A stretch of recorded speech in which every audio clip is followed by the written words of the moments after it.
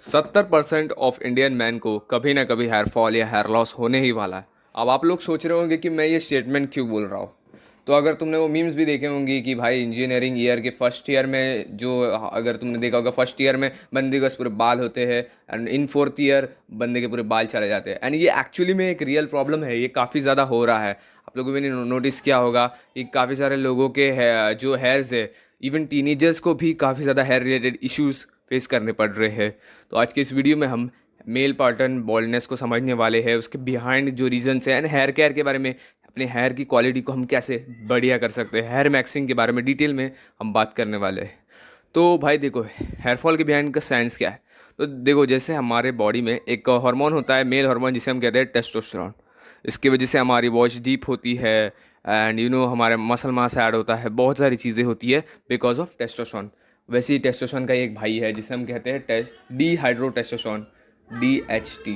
अब ये जो DHT है, ये DHT जो है, ये इसके वजह से होता क्या है कि ये जो होता है, ये हमारे हेयर फॉलिकल्स के अंदर एक्यूमुलेट हो जाता है।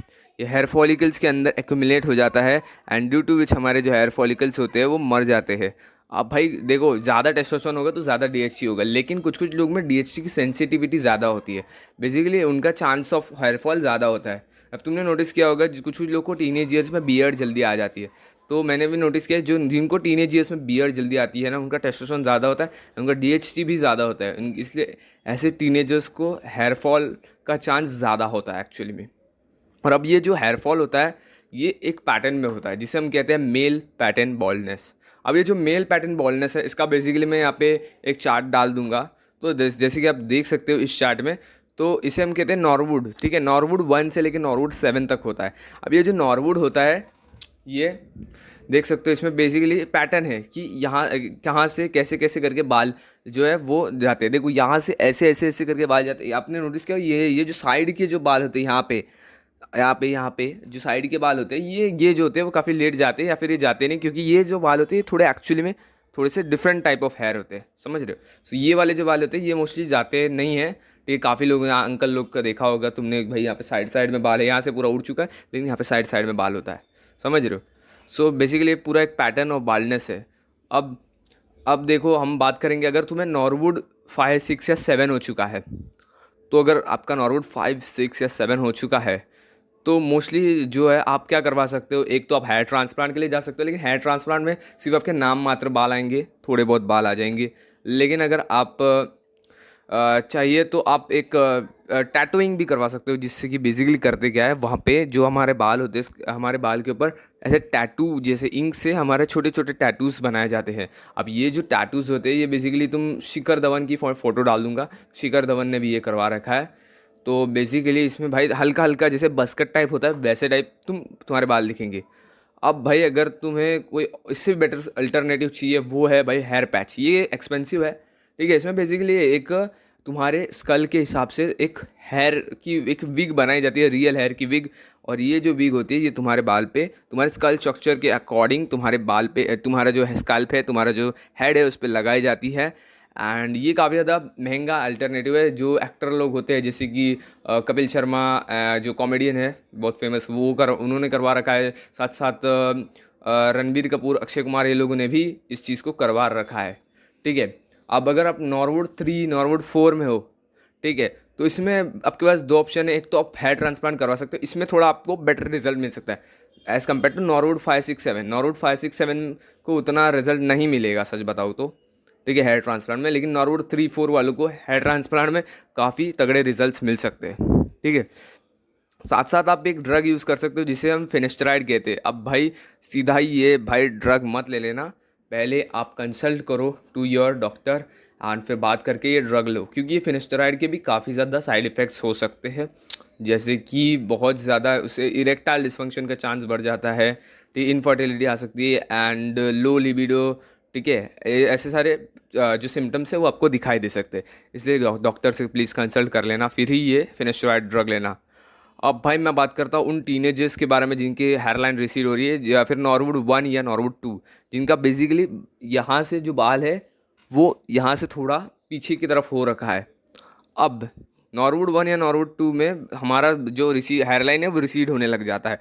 तो अब हमको करना क्या है कि हम लोग को करना है micro needling. Micro needling basically हम छोटा छोटा हम बेसिकली इंजरी करवा रहे हैं, जिससे कि वहाँ पे नया ग्रोथ स्टिमुलेट हो सके, स्टिमुलेशन दे रहे हैं हम। तो ये करवाने के लिए हमें डर्मा रोलर लगाना है, साथ साथ हम लगाएंगे मिनॉक्सिडिल।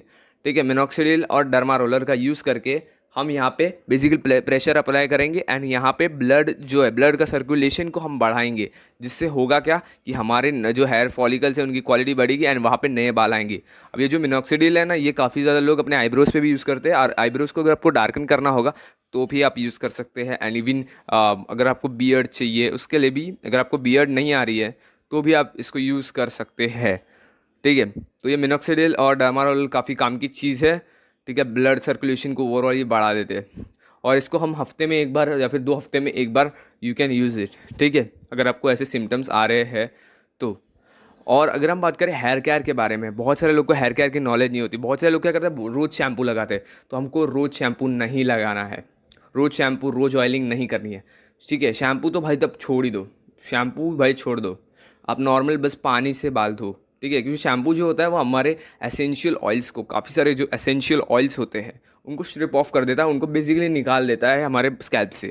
ठीक है, instead of that what you can use is water, या फिर आप यूज़ कर सकते हो कंडीशनर। कंडीशनर एक गुड ऑप्शन है। ठीक है, कंडीशनर आप यूज़ कर सकते हो हफ्ते में एक बार, 2 हफ्ते में एक बार, ज़्यादा यूज़ नहीं करना। ठीक है, और देखा जाए तो आपको कोई भी जो जेल होते हैं, जेल हो गया, वैक्स हो गया, या फिर जो प्रोडक्ट्स होते हैं उनको यूज़ नहीं करना है। ये जो प्रोडक्ट्स होते हैं इसमें काफ़ी ज़्यादा हार्मफुल केमिकल्स होते हैं। इवन शैम्पू में भी बहुत हार्मफुल सल्फाइड्स होते हैं, सल्फेट्स होते हैं, बहुत सारी चीज़ें होती है। ठीक है, जो कि तुम्हारे जो हेयर है, हेयर की क्वालिटी को बहुत ख़राब कर सकते हैं। तो ये सब चीज़ें को जितना हो सकता है उतना अवॉइड करो। एंड अगर तुम्हें बाल को स्टाइल ही करना है तो you can use is C salt spray. ठीक है, सी सॉल्ट स्प्रे बेसिकली जो है वो नमक से बनाया जाता है, समुद्र के नमक का पानी समझ लो, वैसा वैसा टाइप का चीज़ होता है। तो भाई ये इससे भी आप अपने बाल में टेक्सचर और वॉल्यूम को ऐड कर सकते हो, ये भी काफ़ी ज़्यादा सही स्टाइलिंग चीज़ है। ठीक है, एंड कम से कम इंग्रेडिएंट वाला सी सॉल्ट स्प्रे लेना, क्योंकि जितना इंग्रेडिएंट ज़्यादा होगा उतना उसमें चांस होगा कि वो लोग ज़्यादा केमिकल डाल रहे हैं। तो कम इंग्रेडिएंट वाला सी सॉल्ट स्प्रे ही यूज़ करना। एंड नेक्स्ट अगर हम बात करेंगे ऑयलिंग की, तो ऑयलिंग के लिए आप यूज़ कर सकते हो पेपरमिंट ऑयल या रोजमेरी ऑयल। जो नॉर्मल कोकोनट ऑयल होता है उसके अंदर आपको रोजमेरी ऑयल और पेपरमिंट ऑयल को मिक्स करके लगाना है। ठीक है, इवन आप ये जो ऑयल है इवन आप आईब्रोज पे भी लगा सकते हो, आईब्रोज अगर आपको थिकन करनी है तो। ठीक है, उसके लिए भी ये काफ़ी बढ़िया है, लेकिन डायरेक्टली कभी पेपरमिंट ऑयल को अप्लाई मत करना, रोजमेरी ऑयल को डायरेक्टली मत अप्लाई करना, इसको एक कोकोनट ऑयल के अंदर मिक्स करके ही लगाना। ठीक है, आप अगर मिक्स करके लगाओगे तो आपको बढ़िया बेनिफिट्स आपको देखने के लिए मिलने वाले हैं। ठीक है, आपके बाल काफ़ी ज़्यादा थिकन होंगे। And even you can use is hair serum. Hair serum जो होते हैं, विटामिन सी वाले जो हेयर सीरम होते हैं वो यूज़ करो। विटामिन सी वाले हेयर सीरम आपके हेयर के लिए बहुत अच्छे होते हैं।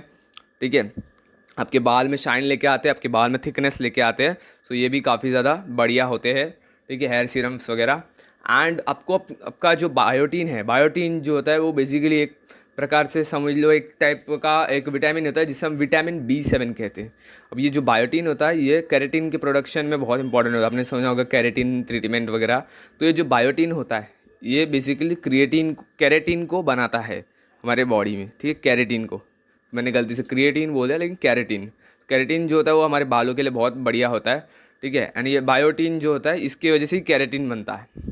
ठीक है, तो ये बायोटीन जो होता है वो बेसिकली समझ लो हमारे जितने भी नट्स हो गए, सीड्स हो गए, ठीक है, pumpkin seed, nuts and all, and जो मीट होता है, फिश वगैरह होता है, उसके अंदर काफ़ी ज़्यादा आपको मिल जाएगा। तो बायोटीन हमारे बॉडी के लिए बहुत अच्छा होता है, हमारे हेयर के लिए बहुत अच्छा होता है बेसिकली। ठीक है, बॉडी के लिए भी बहुत बढ़िया होता है, स्किन वगैरह के लिए। एंड ये जो है हमारे नए सेल ग्रोथ के लिए और मेटाबॉलिज्म के लिए भी बहुत अच्छा होता है। ठीक है, बायोटीन के लिए आप अलग से सप्लीमेंट्स भी ले सकते हो, लेकिन एक बार अपने डॉक्टर से कंसल्ट कर लेना। डायरेक्टली कोई भी सप्लीमेंट्स वगैरह प्लीज़ मत लेना, तो बोलोगे यार भाई आपकी वजह से कोई प्रॉब्लम हो गया वगैरह वगैरह। तो इसलिए भाई कभी भी डॉक्टर से एक बार लाइक सलाह ले लेना एंड देन ही यूज़ करना। तो आज के इस वीडियो के लिए इतना ही। तो मिलते हैं नेक्स्ट वीडियो में। हम बात करने वाले डिटेल में है फेस केयर के बारे में। बेसिकली हम उसमें पूरा हम फेस के बारे में, ग्लास स्किन के बारे में, हर चीज़ के बारे में हम बात करने वाले हैं। ठीक है, सो भाई तो आज की इस वीडियो के लिए बस इतना ही, मिलते हैं